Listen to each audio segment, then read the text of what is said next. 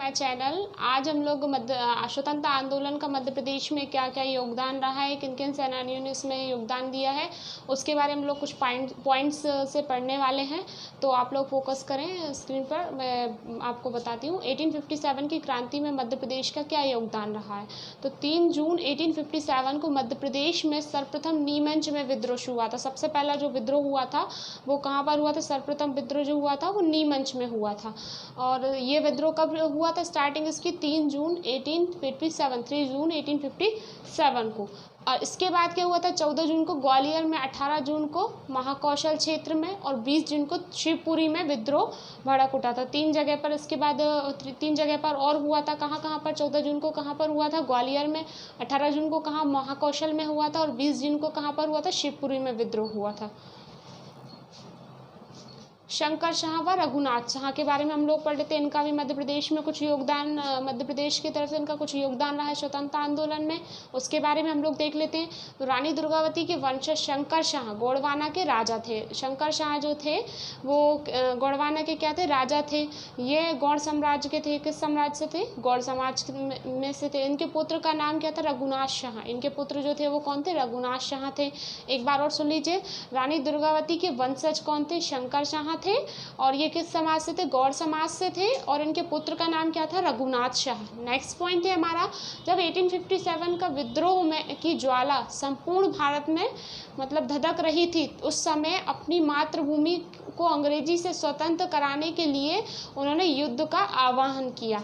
युद्ध क्यों शुरू किया? क्योंकि जब भारत में जब ये शुरुआत हुई लड़ाई की, मातृभूमि को अंग्रेजी से स्वतंत्र कराने के लिए, मतलब अंग्रेजों से, अंग्रेज लोग जो थे उनसे स्वतंत्र कराने के लिए उन्होंने क्या किया?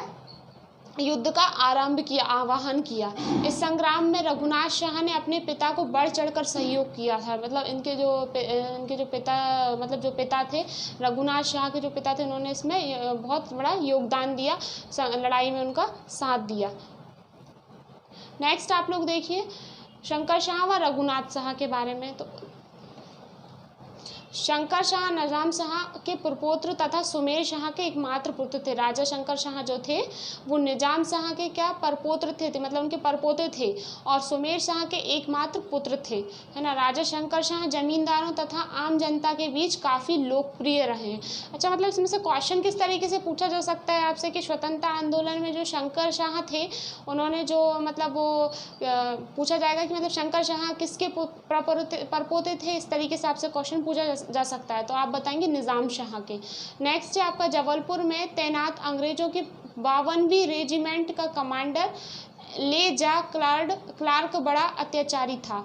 उसने छोटे छोटे राजाओं और आम जनता को बहुत परेशान कर रखा था। मतलब 52वीं रेजिमेंट का जो कमांडर था लेजा क्लार्क, वो क्या था? अत्याचारी था, अंग्रेजों की तरफ से ये कमांडर था। उसने छोटे छोटे राजाओं और आम जनता को बहुत परेशान करके रखा हुआ था।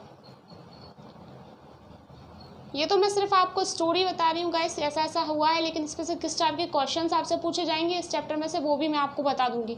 1 जुलाई 1857 को इंदौर के समीप महू की छावनी में सआदत खान ने अंग्रेजों के विरुद्ध विद्रोह किया। 1857 का इंदौर के समीप जो महू है, महू की छावनी में सआदत खान जो थे उन्होंने क्या किया? अंग्रेजों के विरुद्ध विद्रोह किया था। और सआदत खान के नेतृत्व में इंदौर के लिए जा रही सेना पर विद्रोह द्वारा हमला किया गया। मतलब जो इनकी सेना जो जा रही थी, इन पर उन्होंने क्या? हमला कर दिया अंग्रेजों ने। इस युद्ध में अंग्रेज सेना की असफलता हुई, लेकिन इस युद्ध में क्या हुआ? अंग्रेज लोग जो हुए वो सफलता हाथ लगी, उनको असफलता हाथ लगी, तो वो हार गए थे।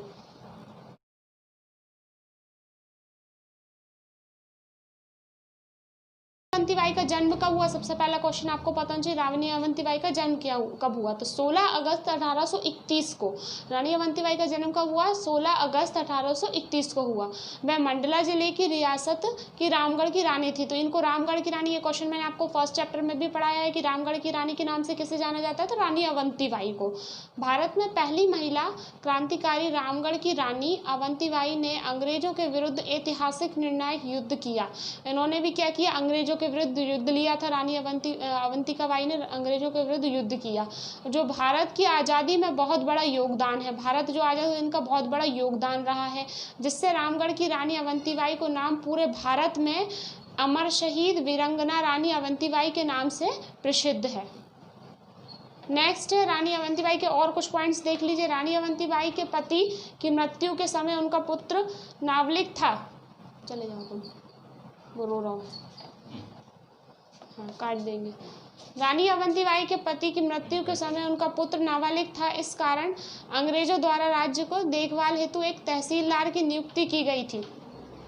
रानी अवंतीबाई जो थी, उनके पति की मृत्यु के समय उनका पुत्र नाबालिग था। इस कारण अंग्रेजों द्वारा राज्य की देखभाल हेतु एक तहसीलदार की नियुक्ति की गई थी, है ना। रानी की सेना ने अंग्रेजों की राज्य हड़प नीति की निगाह को भांप कर अपने राज्य को अंग्रेजों से मुक्त कराने का संकल्प लिया। उन्होंने देख लिया कि भाई ऐसा ऐसा होने वाला है। उन्होंने उनकी नीति को समझने के बाद उन्होंने क्या किया कि अपने राज्य को मुक्त कराने का डिसीजन ले लिया, है ना। इसके लिए उन्होंने मंडला की सीमा पर खेड़ी गांव में अपना मोर्चा स्थापित किया। उन्होंने क्या किया, अपना मोर्चा स्थापित कर दिया मंडला की जो सीमा थी वहाँ पर, और अंग्रेज सेनापति बार्डन को क्षमा मांगने हेतु मजबूर कर दिया। और जो अंग्रेज सेनापति बार्डन था, अंग्रेज सेनापति कौन था, बार्डन, उन्होंने क्या किया कि उन्हें क्षमा मांगने हेतु मतलब मजबूर कर दिया था। नेक्स्ट अपना लास्ट तात्या टोपे के बारे में वो देख लेते हैं। तात्या टोपे का वास्तविक नाम, ये तो आपको बहुत बार क्वेश्चन में पूछा जाता है कि तात्या टोपे का वास्तविक नाम क्या है, तो रामचंद्र पांडुरंग ये लेकर था।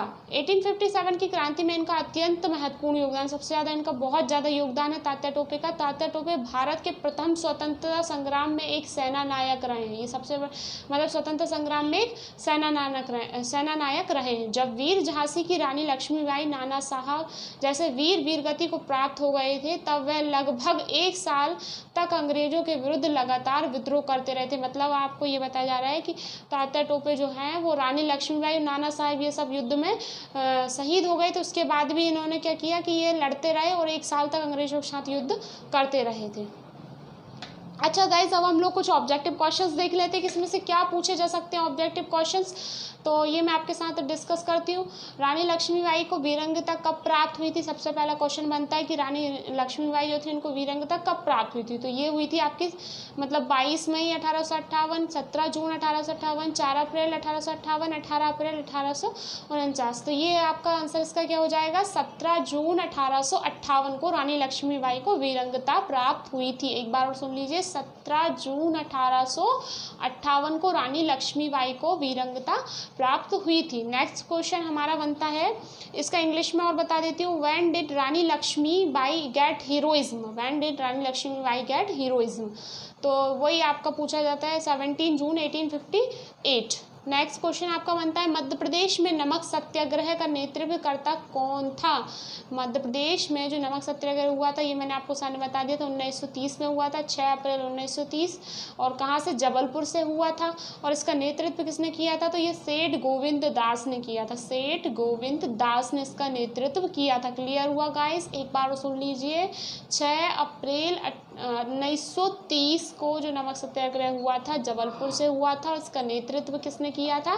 तो ये किया था सेठ गोविंद दास एवं पंडित द्वारिका प्रसाद मिश्र ने। दो हैं आपका, सेठ गोविंद दास और पंडित द्वारिका प्रसाद मिश्र ने नमक सत्याग्रह की शुरुआत की थी। नेक्स्ट है आपका, मध्य प्रदेश में झंडा सत्याग्रह कहाँ हुआ था? मध्य प्रदेश में जो झंडा सत्याग्रह हुआ था वो कहाँ हुआ था? तो 1923 में जबलपुर में झंडा सत्याग्रह का नेतृत्व पंडित सुंदरलाल शर्मा और सुभद्रा कुमारी चौहान एवं नाथूराम मोदी ने किया था, जो कि कहाँ से? जबलपुर से किया था। झंडा सत्याग्रह भी कहाँ से हुआ था? जबलपुर से 1923 में हुआ था।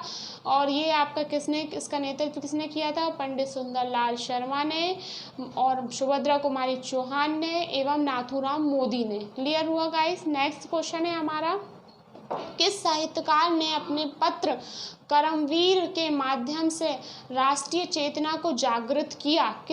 कौन सा साहित्यकार था जिसने अपने पत्र करमवीर बहुत ही फेमस है आपका, माध्यम से राष्ट्रीय चेतना को जागृत किया था? तो ये कौन है? पंडित माखनलाल चतुर्वेदी। पंडित माखनलाल चतुर्वेदी ने, उनका पत्र है कौन सा? करमवीर। उसके माध्यम से उन्हें राष्ट्रीय चेतना के विकास को जागृत किया था। क्लियर हुआ? नेक्स्ट क्वेश्चन हमारा, मध्य प्रदेश में खिलाफत आंदोलन के नेतृत्वकर्ता कौन थे? मध्य प्रदेश में जो खिलाफत आंदोलन हुआ था उसके नेतृत्वकर्ता कौन थे?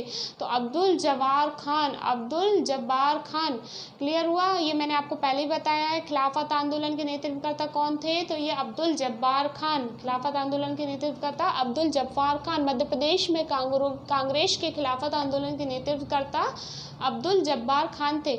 आज का वीडियो गाइस यहीं तक है। अगर आपको वीडियो के कंटेंट पसंद आ रहा है तो प्लीज़ गाइड मेरे वीडियो को लाइक, सब्सक्राइब एंड शेयर करें। आपका सपोर्ट मेरे लिए बहुत ज़रूरी है गाइस। प्लीज़ आप मेरे चैनल को सब्सक्राइब करें, मुझे सपोर्ट करें। Thank you guys.